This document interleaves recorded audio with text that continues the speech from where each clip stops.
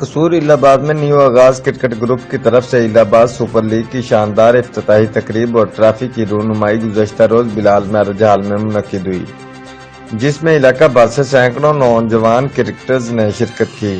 افتتاحی تقریب میں سپر لیگ ٹیم اونرز نے اپنی ٹیم شرٹس کی بھی رونمائی ہوئی۔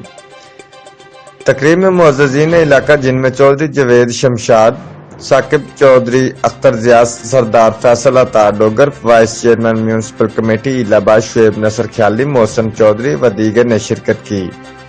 اس موقع پر مہمان خصوصی نے گفتگو کرتے ہوئے کہا کہ کھیلیں انسان کو تفریح مہیا کرنے کے ساتھ ساتھ جسمانی مضبوطی میں اضافہ کرتی ہیں۔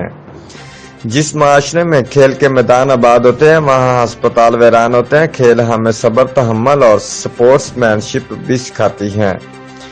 اس موقع پر الہ آباد سپر لیگ کے چیف آرگنائزر راؤ عرفان خان، سردار انوار ڈوگر، کاشم ملک، قربان ڈوگر سمیت دیگر نوجوانوں نے ارباب اختیار سے مطالبہ کیا ہے کہ الہ آباد شہر کی آبادی 2 لاکھ کے قریب ہے، یہاں کے نوجوانوں کے لیے کرکٹ گراؤنڈ مہیا کیا جائے تاکہ نوجوانوں کا ٹیلنٹ سامنے آ سکے، تاکہ علاقہ اور ملک کا نام روشن کر سکیں۔